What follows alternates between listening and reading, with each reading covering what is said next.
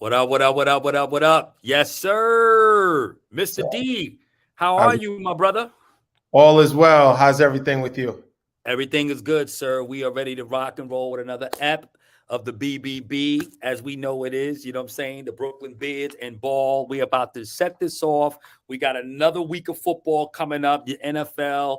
We got some basketball to talk about, man. We got so much stuff to holler about, D, man. I'm excited, bro. And here's what I need everybody to do. I need you to subscribe, okay? Subscribe to our channel right here, Brooklyn Beards and Ball. I need you to like this video. I need you to subscribe to the channel, and I need you to hit that notification button, all right? Do us that favor. When you hit that notification button, click that thing that says all, so that every time something pops on this channel, you are notified, all right? Because listen, man, we talking about everything that's got to do with the greatest things of sports, all right? It's about the culture, it's about ball, and that's what we're about. And it's about these beards we rocking. You know what I'm saying? Although I got to get mine kind of trimmed up, man. My beard is a little shabby today. It's all good. It's all good. Yeah. And not to forget, these got perfect teeth too, man. We're going to put the Oh, teeth. man, please. Say that again. Please. Please. Let's get What up, into sir? it. Let's get into it. Let's go.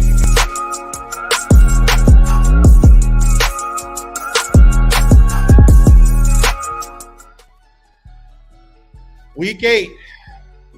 We have already started. It's in the books. Last night's game was pretty interesting. Game between the Bucks and the Ravens. Oh, Yeah. man. Yeah. And, I'll say this. I've seen, where they always say that a player falls off a cliff and their skills just diminish seemingly overnight. I've never really seen that. I saw it, I will say this, with Peyton Manning, but his neck was fused. They fused his neck to his shoulders. So you expect that kind of stuff. Right. But Tom Brady was balling out last year. You fast forward to this year, and he has fell off the proverbial cliff. I can't believe how bad he's skipping passes. If he's not throwing it to the ground, he's lobbing it 7 feet over a person's head.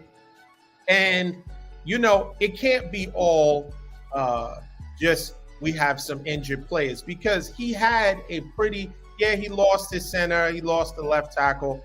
But for the most part, as far as his offensive weapons, he's had a full complement. And we even had a Julio sighting.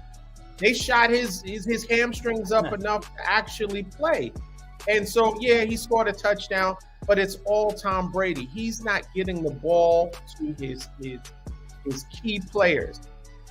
Mike Evans even said nobody's blaming Brady. Why would you even say that? The reporter didn't ask you who's to blame. And even if it was, you win as a team and you lose as a team.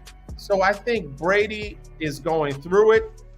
I think clearly the reports came out this morning that him and Giselle are indeed divorcing after 13 years of marriage.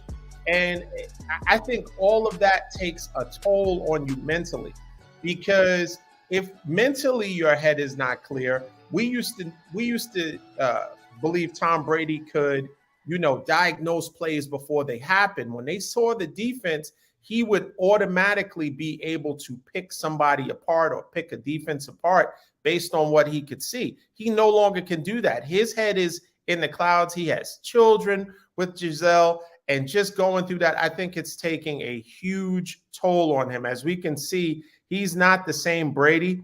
And, it's just sad. I think hindsight being 2020, he would have opted to just stay retired. I think he rushed back, and he really should have counted the cost, because you really got to think about it. Like, you love something, but just like anything else, nothing lasts forever. What do you say?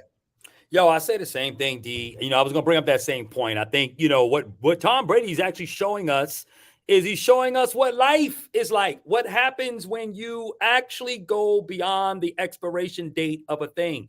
At some point, you got to let it go, right? It's like going in the refrigerator and you're getting that milk or you're getting that juice or that piece of cake or the cookies or something, and you know it's stale. You know it's no good, right? But you still want it because you've been so accustomed to drinking it, so accustomed to eating it. It's one of your favorites. And then you realize, you know what? It's going to get you sick, right? You're going to end up getting a real bad stomach ache. And the next morning, you're going to wake up regretting that you ate something that you knew was already stale. And that's what this is all about. This is all about life right now. It's no more about football. This is the thing where Brady, if the reports are true and if their divorce is centered around the fact that he didn't want to retire, okay, which I think is kind of bad on Brady's part, all right? Because, again, look, bro, what more do you need to prove? What more do you need to do, right? There's nobody in the history of the game that can actually say, I played 23 years in the NFL. Who has played 23 years in the NFL? If you get 3 years in the NFL, you have been blessed by God, right? You invest your money, you go on and start a real estate business and call it a day, right? No, this guy's 23 years, 7 rings in. Listen, there was nothing else left for him to prove. And at some point, Father Time got the best of him. And we can clearly see it. It has happened. It's evident now. And not to mention on the football side, they can't even run the ball. Okay, they can't. Right now, they're clearly dependent on Brady's arm. And he just doesn't have it anymore. They only ran, They only averaged 2.9 carries last night. 44 rushing yards, I think is all that they had. It's a bad day in Tampa. They're done. They're through. Brady won't retire in the middle of the season, though. That won't happen. He's just got too much pride for that to be. So they're going to go ahead and ride the rest of this wave. They'll fall off the cliff. They'll be done. But the interesting part is this, though, okay? The interesting part, and I'll say this in my closing on this segment, they still have a chance to win the NFC South. With 3 wins, they can still win that division. So, as bad as it still is for the Bucs, they still got a chance to win that, right? So if there's any glimmer of hope for Brady to take advantage of, I'm sure he's still looking at that. And you might think they can turn something around. But this is all about life for Tom Brady and him staying in something far beyond his time. Absolutely, I agree. This should be a testament to everyone that, pride comes before destruction. So at some point, he has to wisen up and say, hey, listen, some things are more important than football. It really is about family at the end of the day. But talking about pride, what's the story with Russell Wilson? Listen, Russell Wilson used to be he has morphed into what is a pseudo celebrity. He's feeling himself too much. He's drinking the Kool-Aid a little too much. He has totally changed his image, and that's cool. Personal growth is a great thing. You shouldn't be the same person you are 5 years ago. You should be constantly improving. But when you change your identity and you are more of an alter ego, and you're at the point now where you're not even your profession of choice, right? And what you're blessed to actually do is no longer of importance to you. It's more about how you look. I mean, you come to the first game of the season in a mint green shark suit. I mean, what is this? And I think you have a celebrity wife and you guys are a beautiful couple. All of that is great. But your teammates are looking at you sideways when they see that as long as you're balling out, then you can be an exotic person outside of the field. You can be, this person that's trying to be a huge socialite. But when you're not performing, then people immediately make the correlation between he's Hollywood and he's not playing the game correctly. The fact that why do you have to tell reporters that on a trip overseas for a London game that you did high knees for 4 hours? First of all, I don't even think that's physically possible. But why is it about you? Your team is in the trash can. So at that point, if you're successful, then you can, bloviate on how great your team is doing in all the steps. But when you're in the trash, you can't highlight Chinese for 4 hours while the rest of your team is sleeping. Number one, it's unnecessary information. And number two, if you're doing all those high knees and you know how to combat jet lag, then it should show on the court. It should show, on the field. And the fact that it hasn't it just seems like more and more you blowing and tooting your own horn. And I think you're going to lose the team that way. You're probably going to get a coach fired. And these are the type of things that people who lose focus of the big picture start to do. What do you say?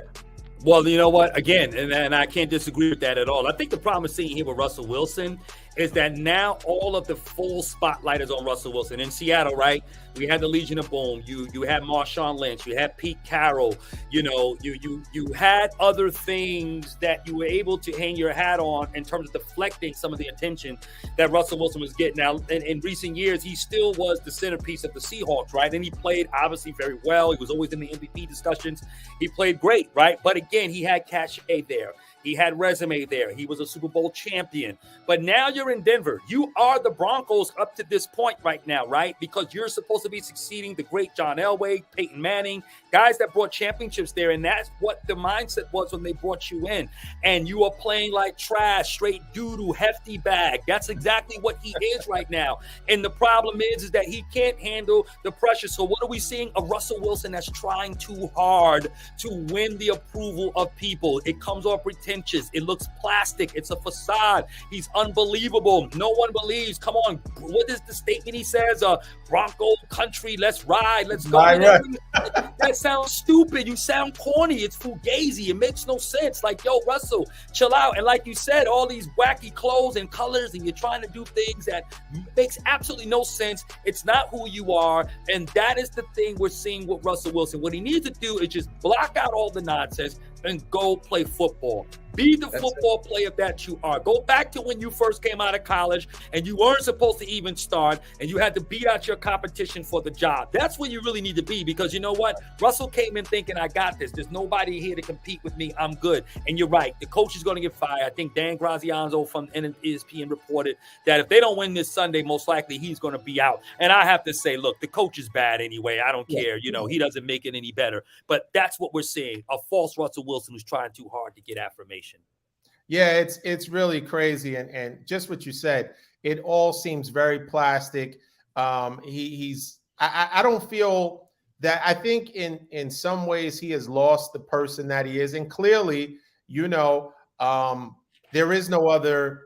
There's no competition. There's no one that he's looking, you know, over his shoulder at, because number one, they've committed to this guy who is clearly, maybe Seattle knew something that we didn't know. He's on the decline. They are tethered to this guy for an additional 7 years. So, hey, at the end of the day, I mean, does Russell really care? I mean, does he really care about football, or is he more concerned with his personal image, his image magazine covers and photo shoots with his wife, and having an office at the stadium and his entourage? These are distractions. And just like anything else, when people become distracted, they lose focus on what they should really be focusing on. And that's when the opportunity for the downfall comes.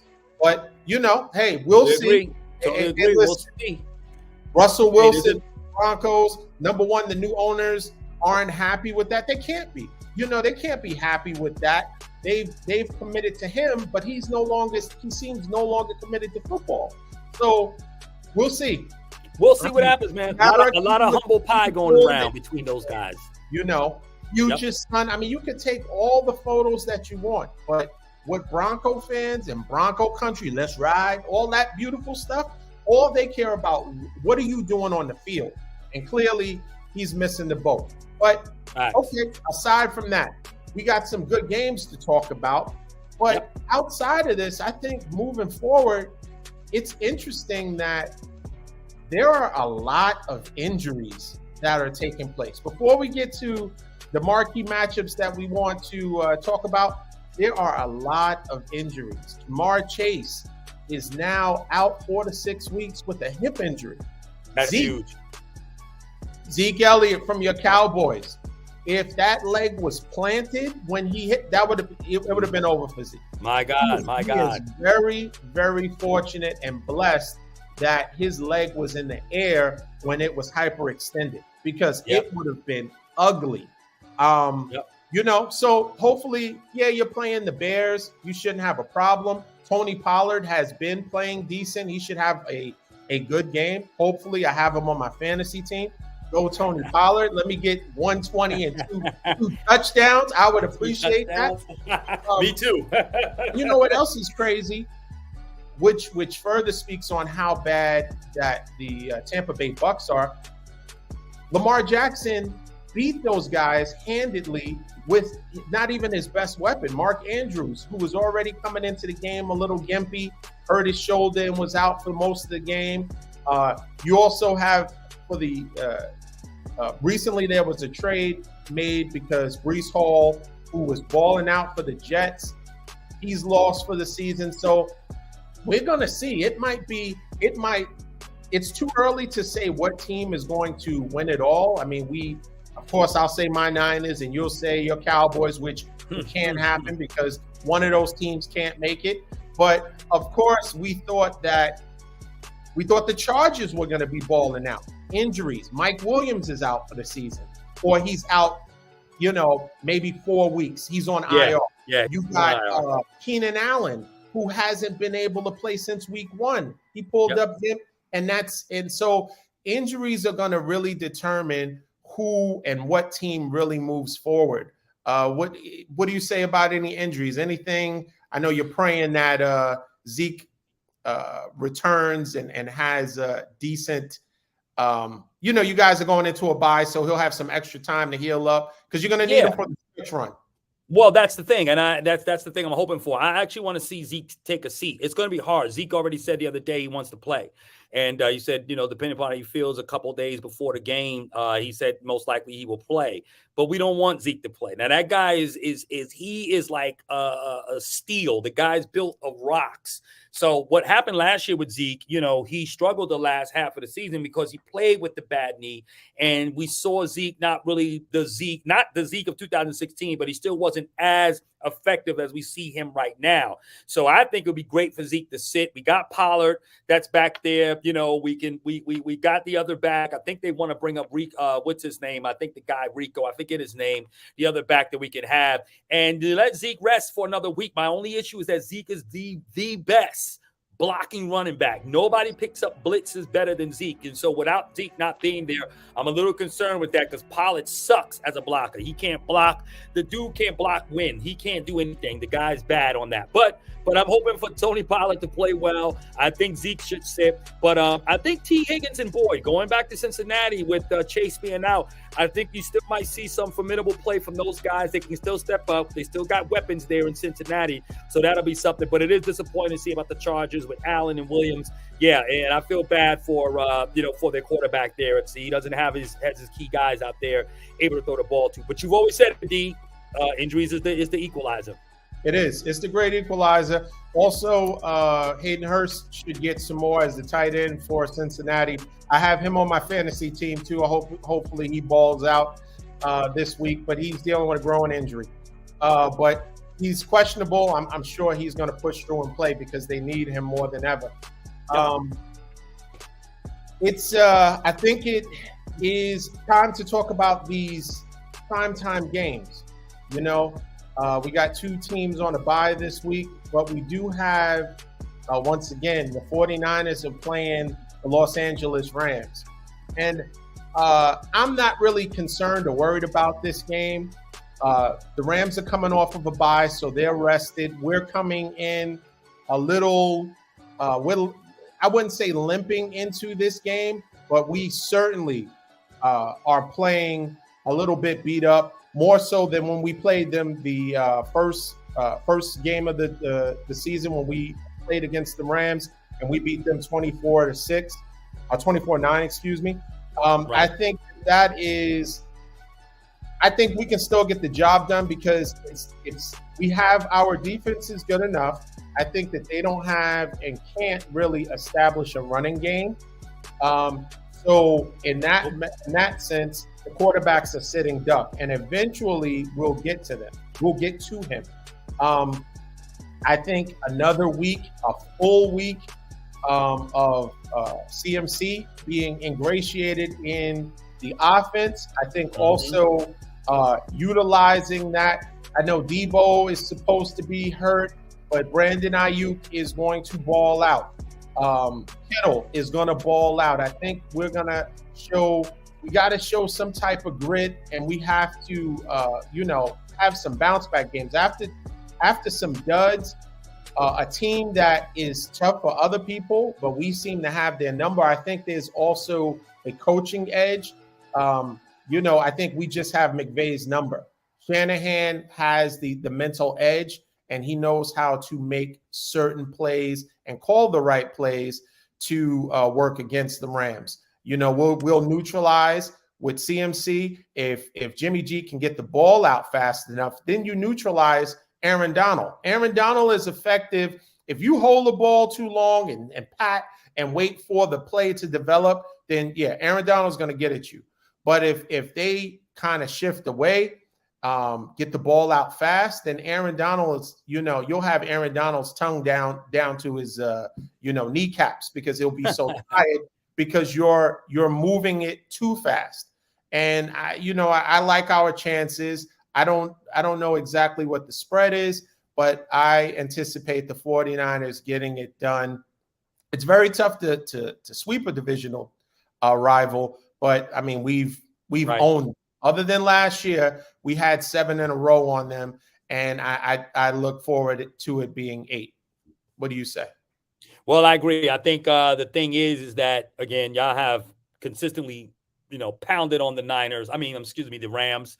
You own them. It's as simple as that. And Kyle Shanahan deserves a lot of credit for outdoing another boy wonder, with the Rams head coach with McVay. And I think you got to run at Donald too. I think you can't be afraid of. I know he's in the interior there, but you guys have such great neutralization with your backs there. Now with CMC there, which is going to just open up the windows of heaven, even that much more for the 49ers there. So again, quick outs, getting releases, screens, draws, different things of that nature, so you can neutralize the pass rush. I agree. I don't think the Rams have a chance because again, they're pretty much stubborn and they're going to keep trying to get the ball, the cup. That's all Stafford is going to look for. There's nobody else that he sees on the field but Cooper Kupp, and that's the problem there. They don't utilize these other weapons like they did last year when you had OBJ, you had the other gentleman. I can't remember the other receiver that they had there. Brooks, right? Brooks, was it? No, yeah.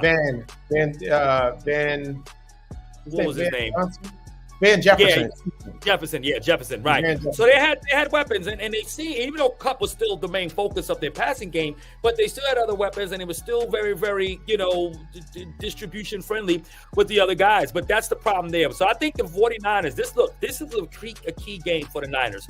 They got to win this game, and they slipped a little bit in the power rankings, but you guys actually 5 according to PFF power rankings there, and you guys are still a good team. Your defense is still good. You only get up 133 points for the season, which is very good. I think you're ranked 6 in the league, if I'm not mistaken, or 2 or something to that effect. Excuse me if I got my numbers all skewed, you know what I'm saying? But at the end of the day, you guys should win this game. And so if the 49ers get this game, you'll be back on track, and we'll really be able to see. But I think all eyes are on CMC and how Kyle Shanahan is going to use his new toy. I agree with that. It's as much of it's only week 8 for us. It's about winning our division, so it's a must win. We really need to, because we're dealing with a lot of injuries. Hopefully those players come back, but if we can tread water and be in contention to win the division, I think it'll bode well for us moving forward and once we get the playoffs. Because the NFC East is so good and they're playing, we can't rely on a wild card because, they're playing well and they might have 2 teams that come out of it, out of NFC East, maybe 3. I mean, I know you're hoping 3. So we'll see what happens. But at least 2, the way it looks now, unless, these teams take a nosedive. Right. So we shall see. Let's kind of talk about a different subject. Oh, do you want to say anything about your Cowboys? No, I mean, look, we should be able to beat the Bears. We should be able to. We got to hope Dak is not as rusty looking as he was in the first half against the Lions. I do think we should be okay. Justin Fields has a tendency to be a turnover machine, so hopefully we can force him into some bad plays, some bad throws. And Dallas should win this game. I'm a little concerned, but not much. But if the Lions do try to run the ball a lot, we need to be concerned with that. That's why we got Haskins there in the middle. Hopefully the fat guy can plug in the hole there and kind of neutralize the run. But Dallas should be good. We should win that game. Should not be a problem for my Cowboys. Cool. Any concerns about Quinn going to the Eagles? Yes, lots of concern right there. It's the Eagles' way of saying that they're doing whatever they can to distance themselves from the rest of their division and the rest of the conference. And the GM right now of the Philadelphia Eagles is actually doing his job. And Dallas is known not to pick up guys, not to go into free agency. That's never really been our model, unfortunately. And it's the Eagles' way of saying, like, listen, we're going to stack the house, we're going to stack the decks, and we're coming. That's a really good pickup for him. He had double-digit sacks for us a couple of years back when we had Robert Quinn for a year. Wasn't able to re-sign him, of course, because Catboy didn't want to do it. Catboy is known as Stephen Jones, the so-called proverbial GM of the Cowboys. He's always worried about the cap. So, we'll see. But yeah, good pickup for the Eagles. We'll see how that bodes. Very good. Okay, well, let's talk a little NBA. NBA. NBA. My team took some. I'm a Brooklyn Nets fan. But listen. I don't know what's so funny. There is a team that has at least one win and a team that has no wins. Right? That is true. That is true. Okay. That is true. So the winless Lakers, a Lakers fan, are you going to just reflect on championships yesteryear? That's foundation. It's right, exactly. But I'll start with the Nets. The Nets have played some really difficult teams. They played the Bucks, and it's Giannis is Giannis. So they lost a tough one, and then they had a back-to-back playing Dallas. It went to overtime, and that was I'll say this. They played Memphis. They lost that game. They played Milwaukee. They lost. They played the Mavericks. It went to overtime. They lost.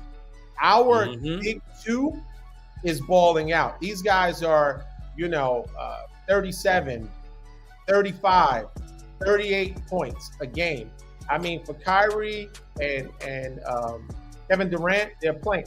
The big three, we need a third person, and they don't have to average 30, but Ben Simmons needs to be more confident. And Kyrie said the right thing. They asked him about it, and he said, give him a break. He didn't actually, say it just like that, but he's like, get off his back. He hasn't played in almost 2 years. We're gonna work him in, positive affirmations, and that we all need a positive affirmation. You are somebody. I am somebody. I am with yours.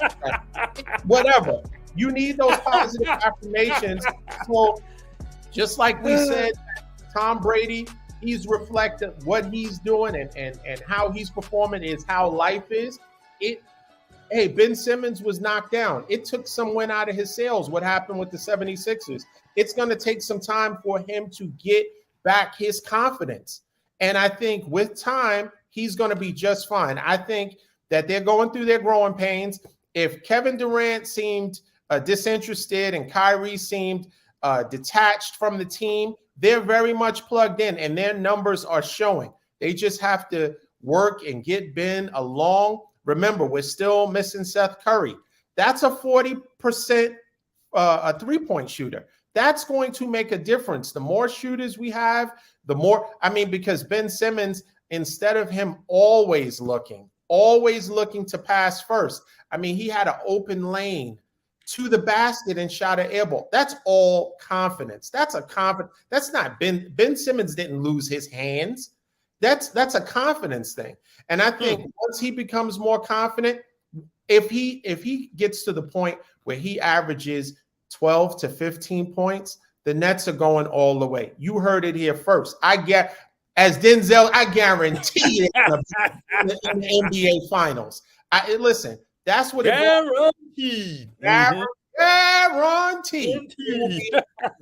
Because all we need is Ben Simmons. When you got your big two averaging near 70 points a game, and all you need is a little more defense. You got the shooters. You're gonna add with Harris and Curry as your shooters. We're gonna be a problem. And the other teams in the East, they know Giannis. Hey, you can do the too small and all of that stuff, but it was a tight game. You didn't blow us out. And yes, I know they're missing players too, but also when new players are introduced, it takes away. You have to now account for those touches. I mean, if Giannis has the ball all the time, right, he's gonna ball out. But now giving Middleton some play, getting it into his hands, you have to work somebody back in. And plus, if they're on injury and they come back, it takes time for them to build that chemistry again. So, that's my little feeling on the Nets. We just got to massage Ben a little bit, get him up to 12 to 15 points a game. Ain't no stopping us. Nobody's stopping us. I'm sorry. I'm working. I'm working on. Are you writing 0-4? How many times you write 0-4? Actually, I'm just putting a draft letter together to send to the brass at the New Jersey Nets to see if they will give this to Steve Nash. It's a you are fired letter, and I just want to see. I'm just trying to give them a little draft, compose something here for them to review so that they can give that to Nash, because Nash is trash. Nash is garbage. He cannot coach, and all that trying to show some enthusiasm and some anger on the sideline and everything, running after the referees like he gonna choke somebody out and trying to show some type of passion. You know what I'm saying? Listen, cut it. Nash, it's a wrap, bro. You can't coach against the big dogs in this league. You don't have the experience, you don't have the cachet, and you don't, which I believe he does not hold respect with the star players on the team. As I said to you, Dean, I will say this for the rest of the season. KD and Kyrie already said, we don't need a coach. We don't even want Nash. In fact, it was reported that KD wanted Nash gone. They were not going to do that because the brass held their position, because they weren't going to let these guys run their organization. But the truth of the matter is, the defense is bad. You're 28th in the league. You're giving up 122 points a game. It's bad. And Steph Curry is not going to help. Seth Curry, rather, is not going to help that when he comes back. Joe Harris, even as he's getting acclimated again, he's not going to help that because y'all can't play any defense. Now, listen, the problem is, again, I don't think the Nets still have enough. I don't think there's not enough ball movement. In fact, you're still one of the teams dead last in the league in assists per game. So that says the ball isn't moving. Everybody's letting Kyrie run and dribble and do what he does and put on a Picasso performance for everybody to see. And that's what he does. And he's a great scorer. And KD is very efficient. But again, you don't have enough to mess with the big dogs in this league. And the big dog right now, and I said it already, Milwaukee is going to come out of the East. So when Chris Middleton come back, it's going to be a problem. That team can play defense, they can pass, and it's not even all about Giannis. And the thing is this, going back to your Ben Simmons point, I'll say this before I close on this block here, is that Ben Simmons, yes, he's got some mental issues in relationship to confidence. He's going to have to be able to get that up, and he's got to get back into the rhythm again of playing basketball. I think actually he's going to be okay, and I think you're going to see improvement from the Nets. I mean, the Nets are going to get in the playoffs, no question about it. You got KD, so that's a guaranteed at least playoff spot, right? You'll get in there. But we're going to have to see when the rubber meets the road in the playoffs, where every possession is very important. And can Ben Simmons, if he has those open shots, like you said, can he take them in the most critical time? Nobody cares if he's shooting against Detroit in week 18 or game 18 of the season. But it's going to matter in the playoffs, so we hope that he get his mental stability correct by that point in time. But as I said before, no defense, and you got too much Nash, which means you got too much trash, and they're done. I'm sorry, D. Your Nets won't be able to get out the East. It won't happen. Okay, that's fine. Listen, you don't have to agree. We don't have to agree.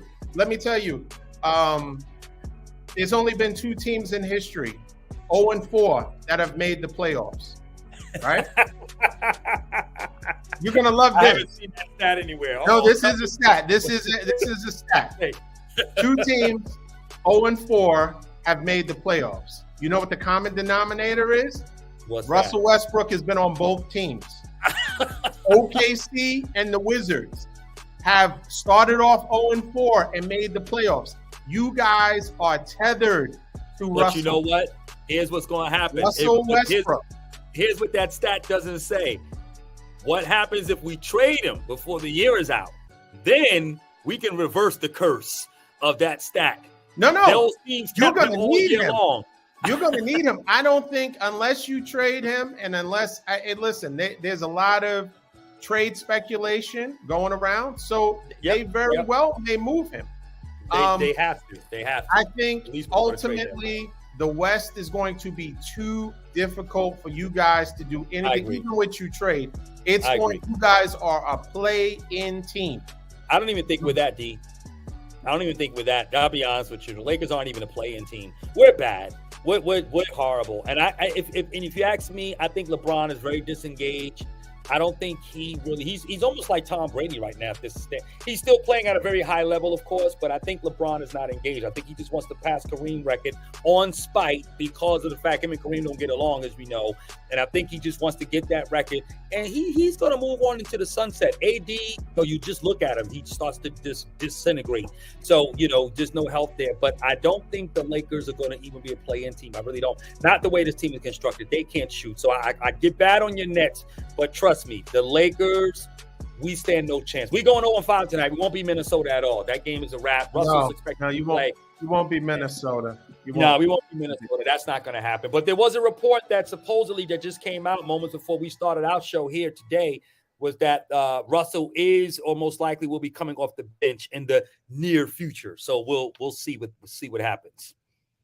And Russ can also spite them and say, okay, fine, because Russ, he had to have felt good about the last game where you guys completely you can't scapegoat him and make him the reason why you guys lost. Your team is terrible. It's hard. They are. They're trash. With Russ or without Russ. I agree. Terrible. So I agree with you.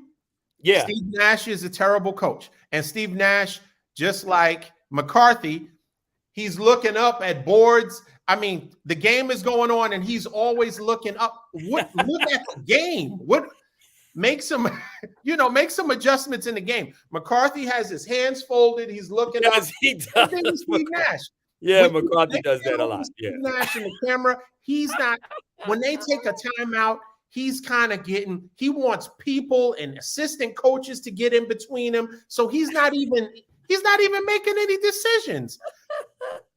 So I agree, he's a terrible coach. Don't get it twisted. But I blame KD to a degree because when they were bringing that coach in, he had to have signed off on it to say, hey, we're going to bring him in. Kyrie had to be okay with it. And now you can't have sour grapes because it didn't pan out. Just because, look at Michael Jordan, arguably the greatest player ever. He's terrible as a GM. He's terrible as a person that kind of assesses talent and brings. He passed on such great players and brought trash to his Kwame Brown. Right, exactly. So, and let's not say too much about Kwame because he'll be attacking this show shortly. Right, exactly. He has a list of people, and he's like, "That's all right." What we'll do, we'll just show those clips from Stephen A. Smith's show, all the bad plays he did. That's our defense on that. There you go.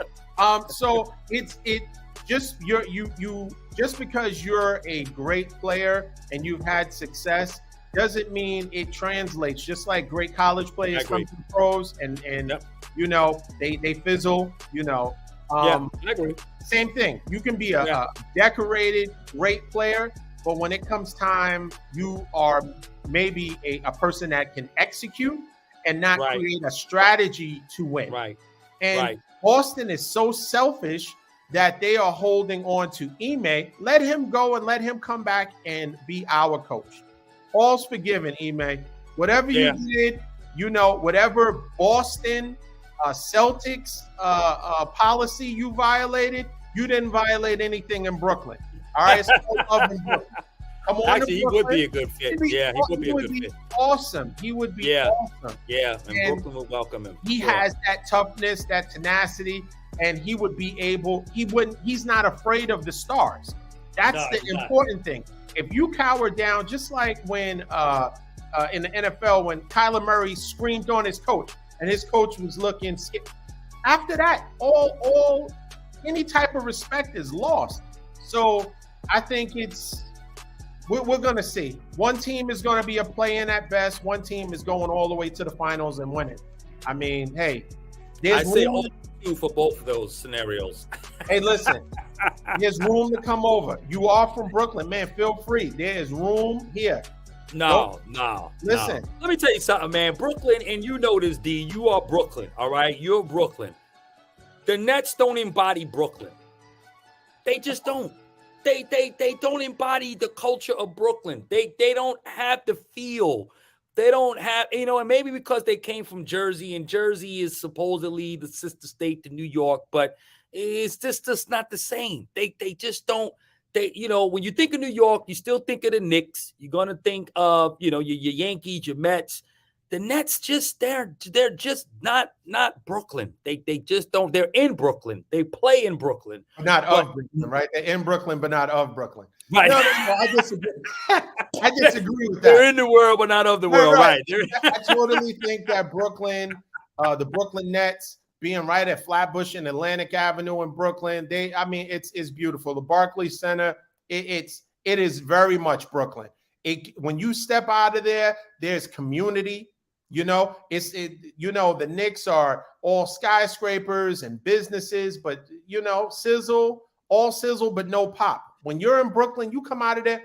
As soon as you come out of Brooklyn, you're met by one of those food trucks. Like, that's Brooklyn. That's real Brooklyn, right? No, that's real Brooklyn. But the hot dog water. That's Brooklyn.